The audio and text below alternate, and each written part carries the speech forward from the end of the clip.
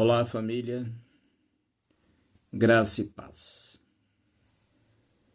Vamos dar continuidade ao aconselhamento em Provérbios e eu quero convidar você a abrir comigo em Provérbios capítulo 2. Farei a leitura na versão João Ferreira de Almeida, revista e atualizada. Você pode usar a versão que você tiver, porque as palavras podem às vezes ser diferentes, mas o sentido é o mesmo. As boas traduções, elas convergem para o mesmo entendimento. Então, use a sua tradução. Vamos orar em primeiro lugar. Pai Celestial, quero louvar teu santo nome, agradecer ao Senhor, porque até aqui nos ajudou o Senhor. O Senhor tem nos sustentado e conduzido.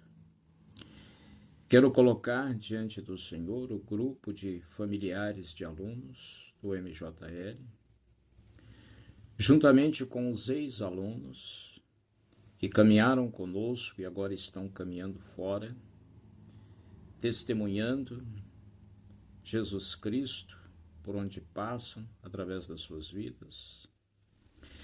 E quero clamar ao Senhor que venha nos orientar através do estudo da Tua Palavra. Nos dá a iluminação do Teu Espírito Santo, a compreensão e quebranta o nosso coração para obedecer o que o Senhor quer de cada um de nós. Em nome de Jesus. Amém.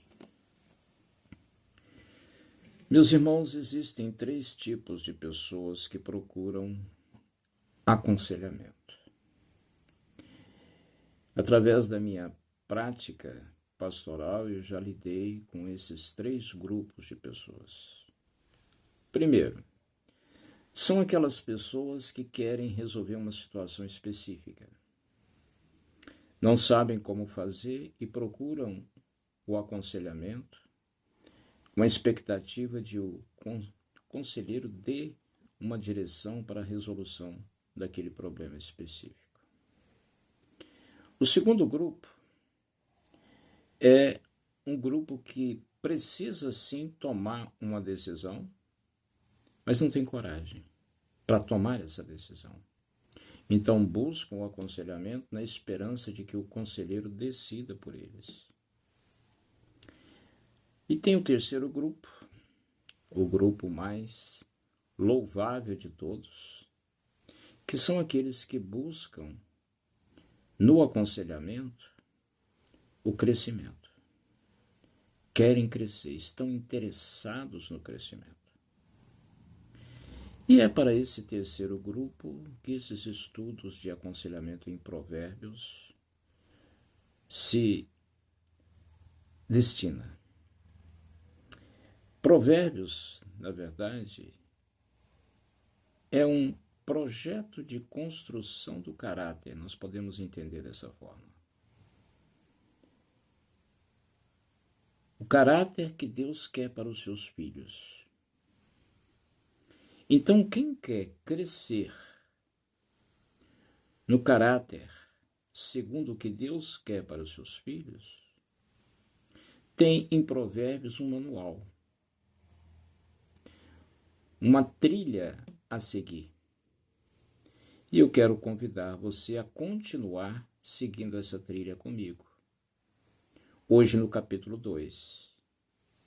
Não vou ler o capítulo todo inicialmente, mas vou ler versículo por versículo e pontuando aquilo que o Senhor me deu a entender. Capítulo 2, verso 1. Filho meu, se aceitares as minhas palavras e esconderes contigo os meus mandamentos, se você observar o pai aqui passou do ouvir para o aceitar. No capítulo 1, ele fala para o filho ouvir. Começa no verso 8. Filho meu, ouve o ensino do teu pai. E no vocábulo ouvir, na língua original, está implícito também o aceitar.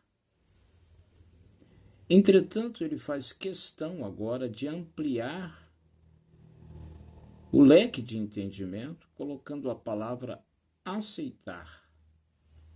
Porque é ouvir e acolher aquilo que ouviu.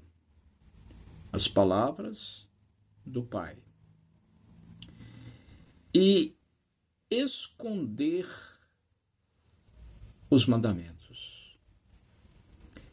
Guardar esses mandamentos, que são preciosos. Esse é um princípio para caminhar bem de acordo com aquilo que o Senhor quer. Os mandamentos são dados justamente para orientar, para instruir. Imagina você, quando Deus deu os mandamentos lá no Monte Sinai, o Senhor diz essas palavras para o povo de Israel, capítulo 19 de Êxodo, verso 5. O Senhor vai dizer ao povo de Israel mais ou menos o que Salomão está dizendo ao filho. Êxodo 19, 5 diz o seguinte: Agora, pois, se diligentemente ouvirdes a minha voz e guardardes a minha aliança, pensa no ouvir da forma como foi dito. Envolve o acolher, o obedecer, guardar a aliança, ou seja, são os mandamentos que Deus deu em instrução ao seu povo. Então sereis a minha propriedade peculiar diante de todos os povos, porque toda a terra é minha.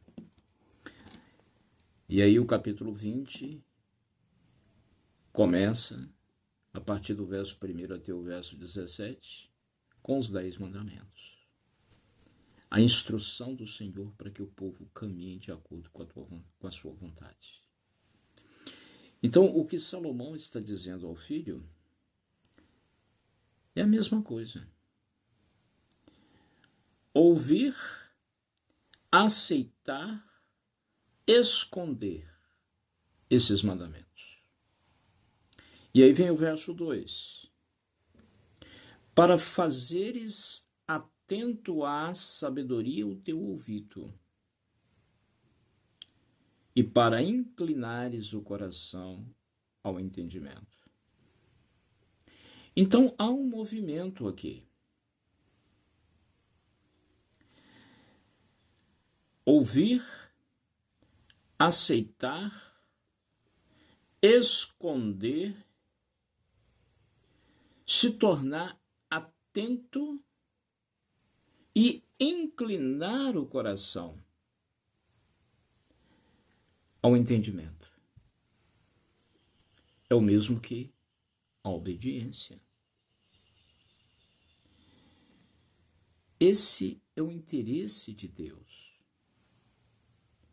Que os seus filhos ouçam, acolham, guardem e incline o coração. O coração tem que se dobrar. Olha o movimento.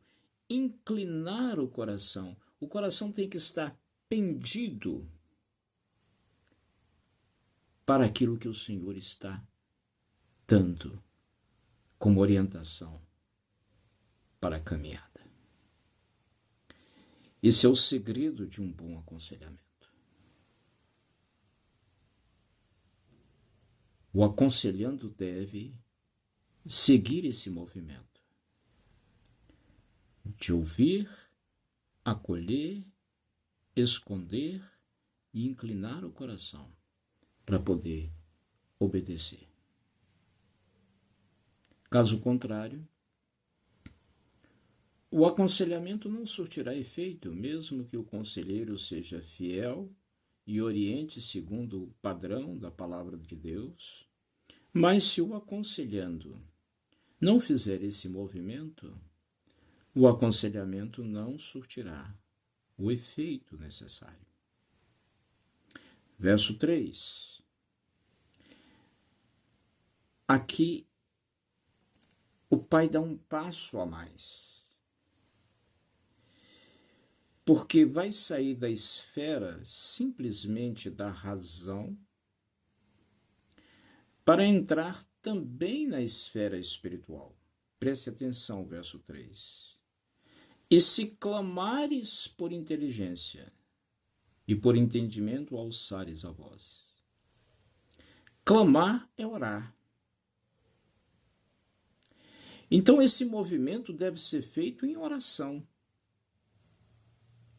Clamando ao Senhor por inteligência. Não pense em inteligência aqui como QI. Mas a inteligência, conforme é descrita no livro de Provérbios, é o entendimento daquela instrução que Deus está dando. É o entendimento, é um sinônimo. Então é preciso orar por isso. Na sequência, ele diz mais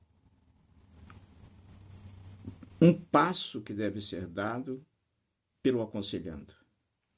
Qual passo? Verso 4. Se buscares. Então, orar e buscar.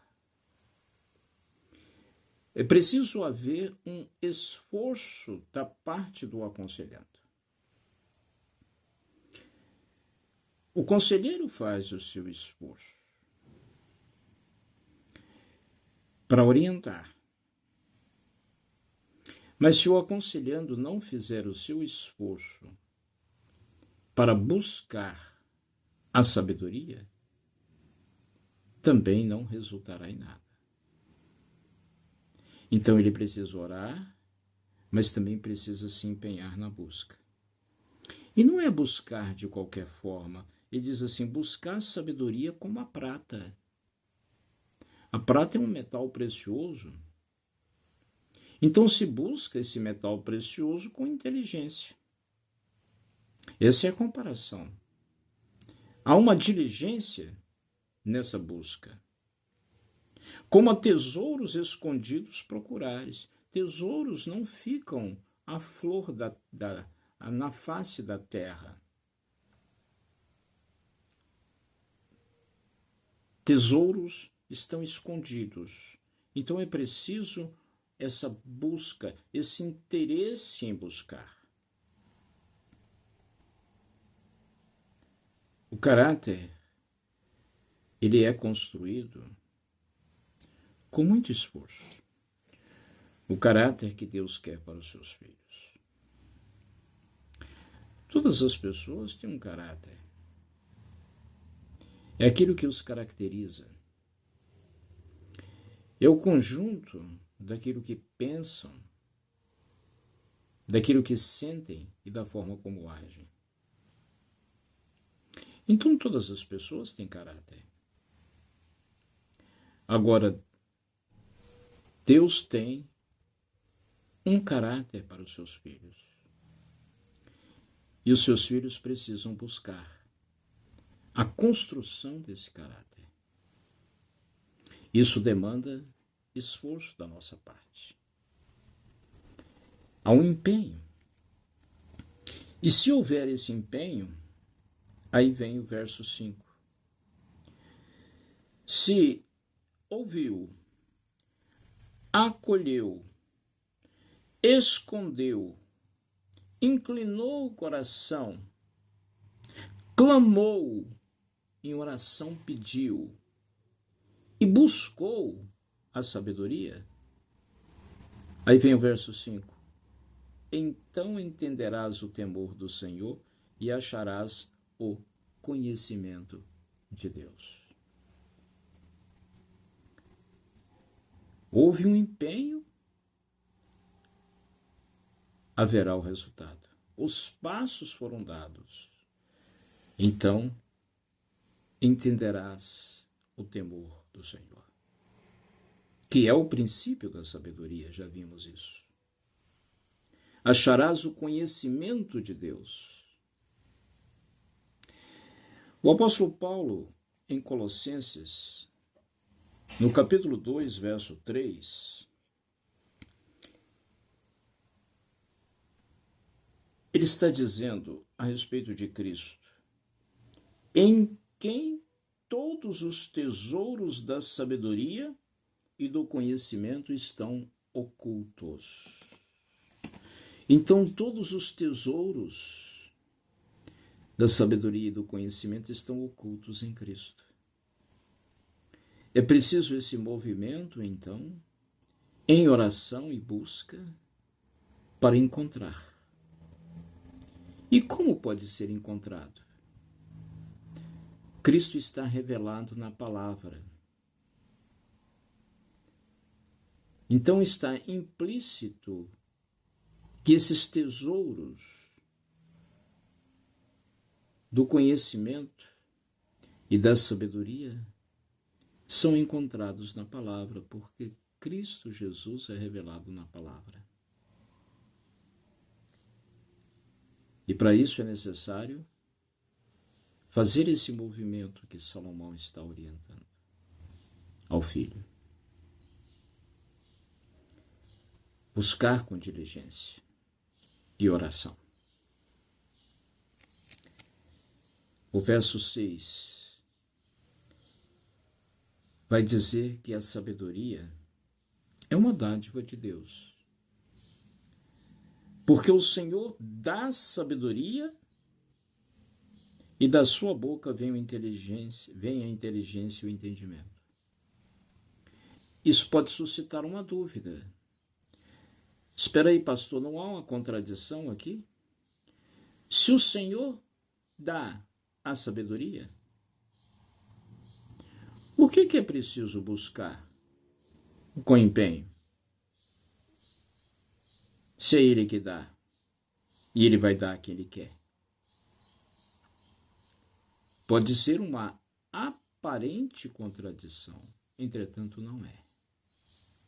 O Senhor dá a quem busca. O Senhor dá a quem quer. O Senhor dá a quem empenha. Se não buscarmos, não encontraremos, não receberemos. Portanto, não há contradição alguma. O Senhor é a fonte de onde emana toda a sabedoria. Portanto, é Ele quem dá. A sabedoria não pode ser encontrada fora do caminho de Deus. Os verdadeiros sábios são aqueles que trilham esse caminho. Então, Salomão está orientando o seu filho para que ele tenha o seu caráter construído a partir desse princípio. Verso 7. Ele reserva a verdadeira sabedoria para os retos. Então, esse encontro com a sabedoria, que foi personificada no capítulo 1, a partir do verso 20, o autor trabalha a personificação da sabedoria, como se a sabedoria fosse ali uma pessoa. E ela o é. Por quê? Se todos os tesouros da sabedoria e do conhecimento estão ocultos em Cristo, é o mesmo que dizer Cristo é a sabedoria.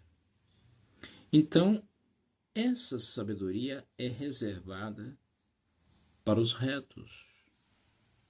Quanto mais retidão, mais sabedoria. Se queremos crescer em sabedoria, é preciso crescer em retidão. E o que é crescer em retidão? É crescer em obediência. Aquilo que Deus quer para os seus filhos. E é por isso que muitos daqueles que procuram o aconselhamento não alcançam êxito. Aquele primeiro grupo que procura o aconselhamento só porque precisam resolver um problema,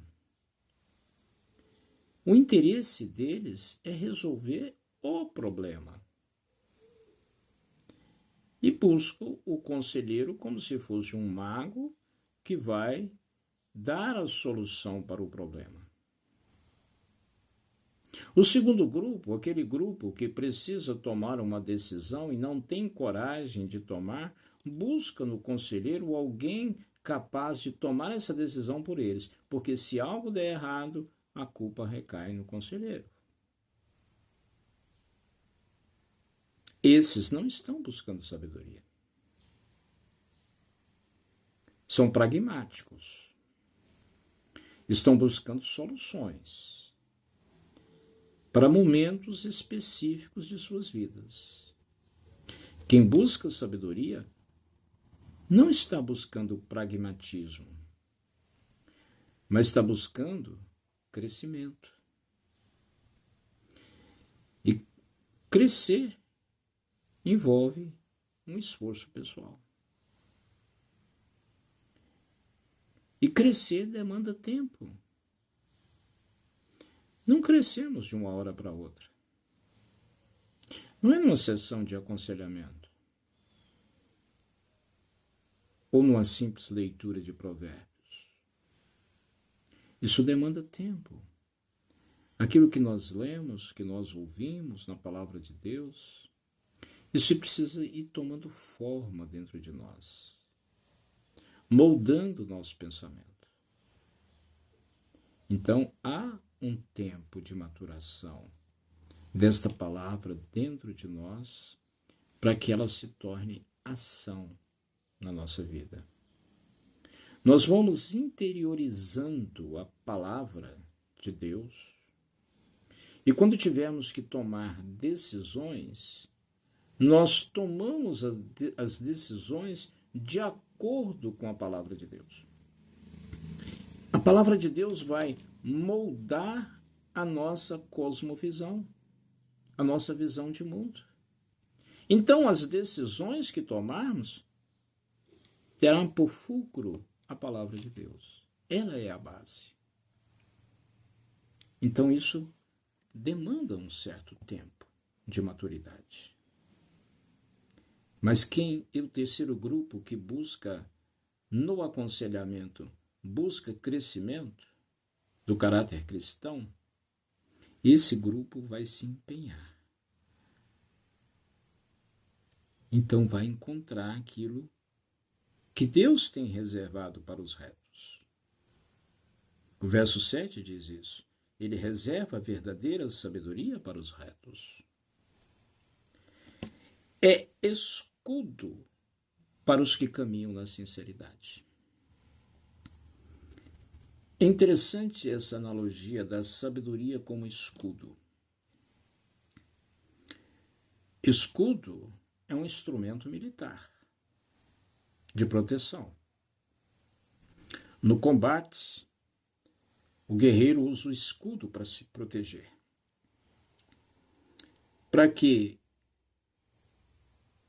aquilo que foi arremessado contra ele não o alcance, mas seja barrado no escudo. Seja flecha, seja pedra, ou qualquer outro objeto, o escudo vai servir de proteção. A analogia é essa.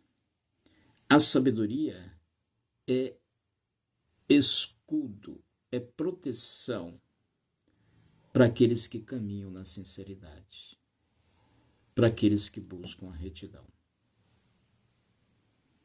Então a sabedoria vai nos proteger contra os ataques que recebemos. Verso 8. Guarda as veredas do juízo e conserva o caminho dos seus santos. Então a sabedoria, além de ser o escudo de proteção, ela serve também para guardar as veredas. Veredas são trilhas, são caminhos do juízo, do entendimento. A mente é moldada segundo os princípios da palavra de Deus, então a sabedoria é que vai dar o entendimento e vai conservar o caminho do justo. Aquele caminho que o Senhor está presente, conforme o Salmo 1. O Senhor conhece o caminho dos justos. Quer dizer, Ele está presente no caminho dos justos. Verso 9. Então entenderás justiça, juízo, equidade, todas as boas veredas. Todas essas palavras aqui, justiça, juízo e equidade, têm o mesmo sentido.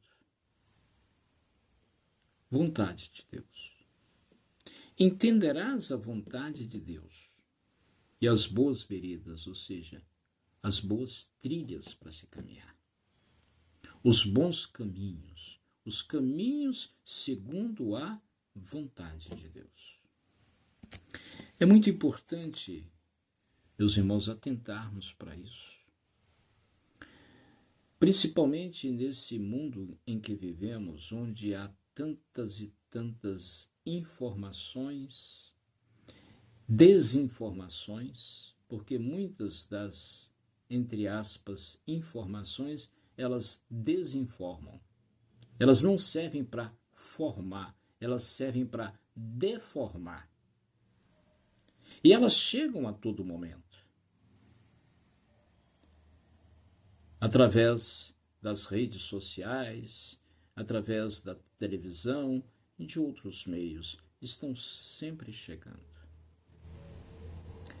Então, nesse mundo de tantas informações, que na maior parte das vezes mais deformam do que formam, é preciso que nós tenhamos um absoluto. Para não cairmos no relativismo cultural. E esse absoluto é a palavra de Deus.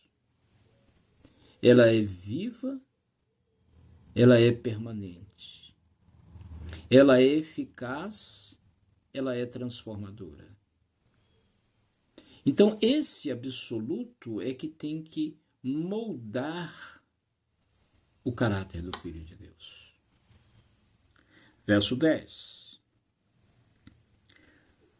Porquanto a sabedoria entrará no teu coração. Então, é algo para ser internalizado. Entrar no coração é internalizar esses ensinos, esse conhecimento que vem da palavra de Deus. Justamente para acontecer o que eu já disse. Quando tiver que tomar decisões, não precisa ir atrás de alguém para tomar a decisão por você. Você irá tomá-las segundo os princípios que já estão internalizados no seu coração. Princípios da palavra de Deus. Princípios da construção do caráter. E o conhecimento será agradável à tua alma.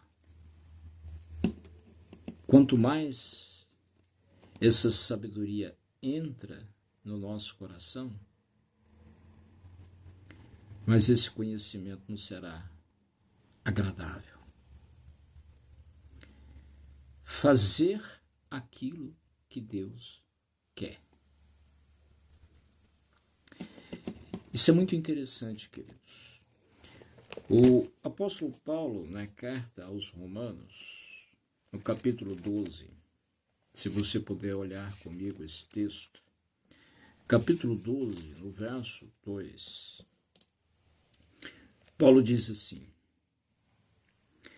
e não vos conformeis com este século, mas transformai-vos pela renovação da vossa mente, para que experimenteis qual seja a boa, agradável e perfeita vontade de Deus. O que o apóstolo Paulo está dizendo aqui? Não se conformar com este século é não assumir a forma. A palavra conformar significa assumir a forma de. Eu gosto de dar um exemplo muito simples. Por exemplo, água. Ela não tem forma. A água assume a forma do recipiente onde ela é colocada. Como nesse copo. Ela assumiu a forma do copo. Se fosse colocada numa xícara, assumiria a forma da xícara. Se fosse colocada num pires, assumiria a forma do pires, e assim por diante. Ela não tem forma. Ela se conforma com o ambiente. O que Paulo está dizendo é que a nossa mente ela não pode se conformar com o mundo. Quando ele se refere a esse século, ele está se referindo a este mundo. A visão mundana, a visão oposicionista à palavra de Deus, à vontade de Deus. Onde a nossa mente deve estar? Ele diz: transformai-vos pela renovação da vossa mente. Essa palavra transformar é a tradução da palavra grega metanoia. Literalmente é uma mudança de mente. A mente precisa ser mudada. E como ela é mudada? Tendo já os princípios que nós estamos vendo em Provérbios. A nossa mente é mudada pela palavra de Deus. À medida que nós internalizamos a palavra de Deus, a nossa maneira de pensar, entenda-se mente como pensamento, os nossos pensamentos vão sendo conformados com a palavra de Deus. Então nós passamos a experimentar a boa, agradável e perfeita vontade de Deus. Isso significa que a nossa vontade se conforma à vontade de Deus. A nossa vontade será fazer a vontade de Deus. Isso nos trará alegria. É o que Salomão diz aqui. O conhecimento será agradável à tua alma. Não é algo impositivo, é algo que você vai querer fazer. Por que você vai querer fazer? Porque a sua mente foi conformada à palavra de Deus. Assume a forma da vontade de Deus. Voltando para Provérbios, capítulo 2, verso 11 agora. O bom siso é bom senso, te guardará. E a inteligência te conservará. Esse bom senso é o senso de quem foi treinado nesse caminho. O caminho do aconselhamento, segundo a vontade de Deus, para a formação do caráter do Filho de Deus. Então, esse bom senso é protetor. Guardará. A inteligência conservará. Conservará de quê? Do caminho mau, é o que ele diz no verso 12. para te livrar do caminho do mal e do homem que diz coisas perversas. Então, nesse universo de visões que existe na nossa sociedade, nesse universo de propostas atrativas, principalmente para jovens e adolescentes que ainda estão em formação, é preciso ter muito cuidado para não cair no caminho do mal. Então, o que vai nos proteger? O que vai proteger nossos filhos, nossos netos, nossos alunos, nossas ovelhas? O que vai proteger é justamente o que foi dito, então, anteriormente, com relação à sabedoria que vem de Deus. É ela que vai nos livrar do caminho mau, porque ela foi interiorizada. E ao interiorizar, nós temos condições de tomar boas decisões, conforme a vontade de Deus. Verso 13. Dos que deixam as veredas da retidão para andarem pelos caminhos das trevas. Muitos desistem deste caminho, infelizmente. Porque, como Jesus ilustrou com os dois caminhos, esse é estreito, é íngreme, a entrada é apertada, então é difícil de andar por ele. O outro, só existem dois, o outro é largo, é espaçoso, é fácil de andar. A diferença é que o outro leva à perdição. E muitos, pela dificuldade desse caminho estreito, optam pelo outro, que é espaçoso. E é triste ver o fim desses, porque caminham com facilidade do caminho espaçoso, mas estão caminhando para o abismo. Então deixam as veredas da retidão, porque é difícil caminhar nas veredas da retidão. Esses não querem se esforçar. Então buscam a maneira alternativa, que é o caminho largo, que é chamado aqui por Salomão de caminhos das trevas. Porque quanto mais caminham por ele, mais se afastam da luz. E esses que optam por este caminho mal, por esse caminho de trevas, diz o verso 14, que eles se alegram em fazer o mal, folgam com as perversidades dos maus, não só em fazer, mas também eles se alegram em ver outros fazerem. O mal é um atrativo para eles. O mal que traz alegria, ao passo que aquele que anda pelo caminho da sabedoria, a sabedoria e o conhecimento é agradável à sua alma. Esses não.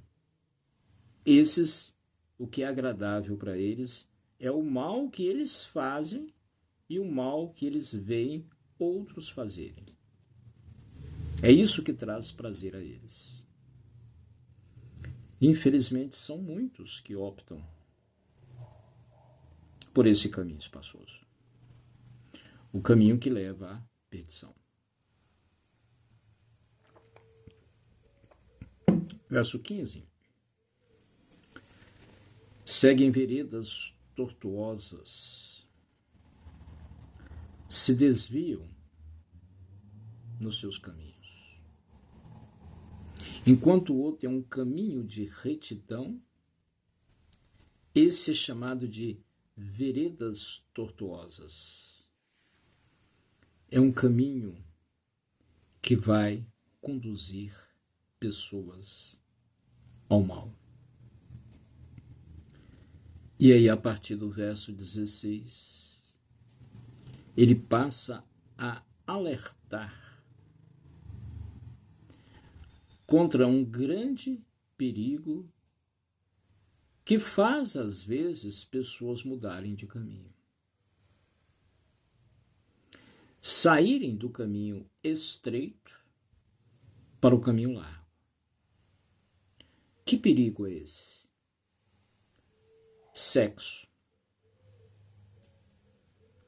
O sexo em si não é um problema. Foi criado por Deus para deleite do ser humano. Entretanto, Deus estabeleceu condições. Gênesis 2:24 diz: deixará o homem, seu pai, sua mãe, e se unirá. E esse unir é entrar. Vai entrar na sua mulher. E os dois serão uma só carne. Então Deus estabeleceu a forma como o sexo deve ser praticado. A carta aos Hebreus, no capítulo 13, no verso 4, tem um versículo muito interessante sobre esta questão. Diz o seguinte: digno de honra, entre todos seja o matrimônio, bem como o leito sem mácula. Não entenda leito aqui apenas como cama. A palavra leito aqui é usada como uma sinédoque, uma figura de linguagem. O que o autor está dizendo é relação sexual. A palavra no grego é koites, é a palavra de onde vem coito. Então ele está falando de sexo. Então o matrimônio é digno de honra e o sexo dentro do matrimônio, que ele chama de leito sem mácula. Agora o final do versículo diz: porque Deus julgará os impuros e adúlteros. Então o problema não é o sexo, desde que o sexo seja dentro do matrimônio. O problema é o sexo fora do matrimônio, que é chamado aqui de impureza e adultério. Deus julgará impuros e adúlteros. Então, a partir do verso 16 de Provérbios, capítulo 2, o autor vai mostrando isso, usando aqui a figura de uma mulher. A mulher também, às vezes, ela é usada como uma figura para a sabedoria. Mas aqui, ela vai ser usada como uma figura para o pecado. E ela é ilustrada aqui como mulher adúltera. Então, esse que está recebendo a instrução do seu pai deve acolher essa instrução, deve esconder no coração, ou seja, internalizar os mandamentos. Para quê? Para te livrar da mulher adúltera, da estrangeira que lisonjeia com palavras. Estrangeira aqui não é por ser habitante de um outro país, oriunda de um outro país, não. Estrangeira por ser estranha. É estranha ao seu relacionamento pessoal, ou seja, não é sua esposa. Se não é sua esposa, Deitar com ela é adultério. Então, esse que está recebendo a instrução precisa estar atento a essa instrução, internalizando-a, para quando surgir diante dele aquela que lisonjeia com palavras, sedução, ele tenha condições de decidir conforme aquilo que já está internalizado dentro dele, os mandamentos de Deus. Essa mulher perigosa, e ela é dita aqui no verso 17, a qual deixa o amigo da sua mocidade, esquece da aliança do seu Deus. O amigo da mocidade se refere ao marido, que ela deixou, se tornou uma adúltera. Esqueceu a aliança do seu Deus, ou seja, desprezou os mandamentos e o compromisso do casamento. Ignorou isso, se tornou uma adúltera. Portanto, uma mulher perigosa, uma desviadora de caminhos. E é preciso que esse que recebe a instrução esteja atento para se agarrar à sabedoria e fugir dela. Porque o caminho dela é um caminho perigoso. O verso 18 diz: porque a sua casa se inclina para a morte, e as suas veredas para o reino das sombras da morte. Isso pode ser espiritual e até mesmo físico. Quem opta por seguir os atrativos dessa mulher estrangeira ou estranha, que é a mulher adúltera, e se deixa levar pelas suas lisonjas, pela sua sedução, está se inclinando para o caminho de morte, morte espiritual, porque está deixando o caminho da retidão e entrando na estrada larga. Isso é caminho de morte espiritual. Mas pode ser também de morte física, porque lembra, se a mulher é adúltera, ela tem ou teve um marido. Então, as veredas desta mulher podem conduzir às sombras da morte. Pode também gerar a morte física. Verso 19. Todos os que se dirigem a essa mulher não voltarão e não atinarão com as veredas da vida. Ele quer dizer com isso que é um caminho sem volta. Aquele que abraça esse caminho, ele está caminhando para a perdição.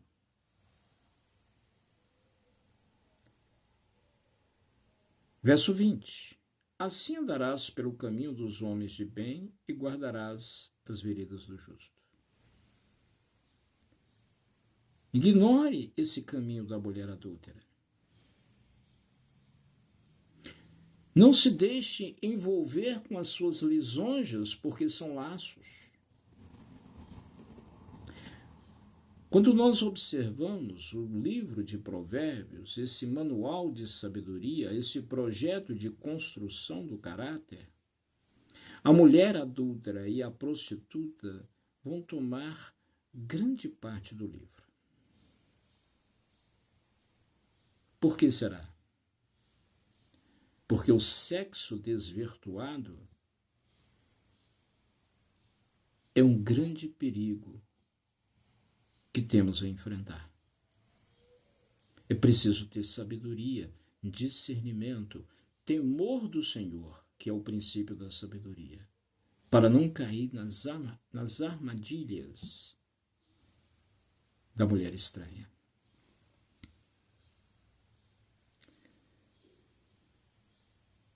Então isso só se aplica ao homem, pastor? Não se aplica também à mulher? Ele está dirigindo a palavra a um homem, quando ele diz, filho meu. Entretanto, a palavra de Deus não se dirige só a homens, a gênero masculino. Mesmo porque muitas vezes a Bíblia usa a palavra homem num sentido mais genérico para falar humanidade, tanto homem como mulher.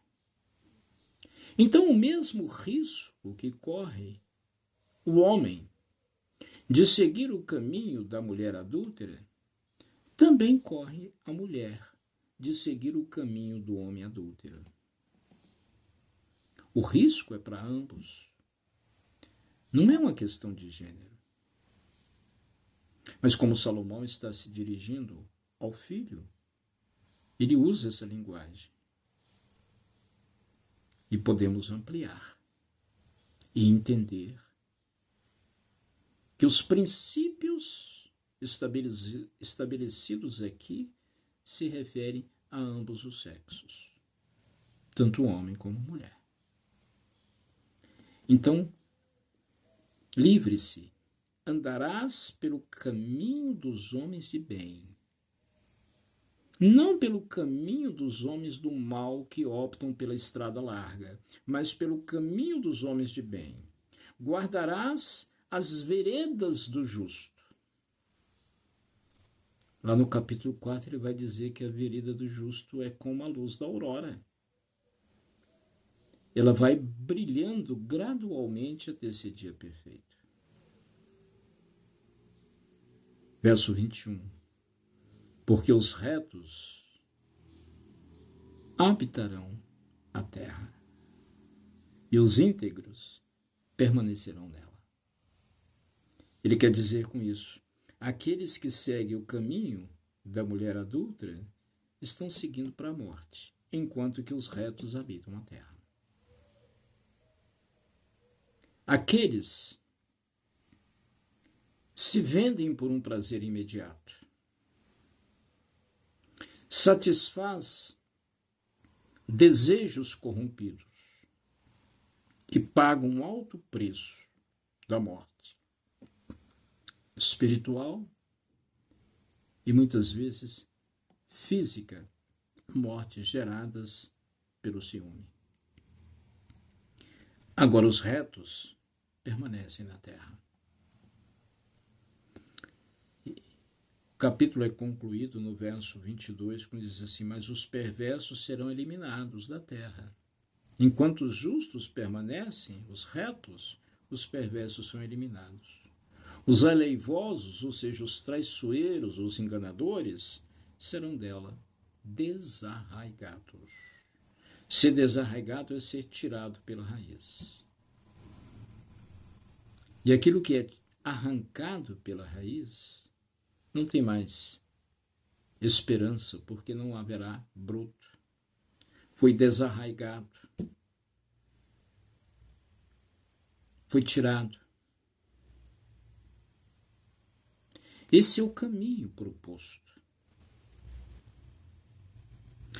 Um aconselhamento como construção do caráter daquilo que Deus quer. Não podemos nos enganar achando que esse caminho é um caminho fácil. Entretanto, temos que estar atentos porque é o caminho de vida. E vale todo o empenho, vale toda a diligência para fazer aquilo que Deus quer. Então, se queremos êxito em nossa caminhada, nós devemos seguir o caminho que é apontado pelo Senhor. Que Deus nos abençoe pela sua palavra. Oremos. Senhor amado, eu quero louvar mais uma vez teu nome e agradecer pela oportunidade do estudo da tua palavra. Desse livro de provérbios tão abençoador, tão esclarecedor, tão desafiador. Senhor, vem aplicar ao meu coração e ao coração de cada um que ouvir esse estudo, para que possamos trilhar este caminho de sabedoria, buscando-o com diligência, clamando ao Senhor que nos dê sabedoria cada dia mais e que nos livre do caminho mau. Abençoe, Senhor, cada jovem livre. Aqueles irmãos que trilharam conosco o caminho da recuperação e agora estão trilhando fora do internato, que eles possam dar continuidade àquilo que eles começaram a aprender no internato, que foi justamente esse caminho que está aqui, o caminho da sabedoria. Senhor, e os familiares, que possam também, Senhor, atender a palavra do Senhor, que esta palavra seja aplicada ao coração de cada familiar, trazendo esperança, trazendo vida, paz e sabedoria para si e para orientar outros. Sê gracioso para com teu povo. Nos abençoe e nos fortaleça. Em nome de Jesus. Porque dele, por ele, para ele, são todas as coisas. A ele, pois, a glória eternamente. Amém. Um abraço a todos.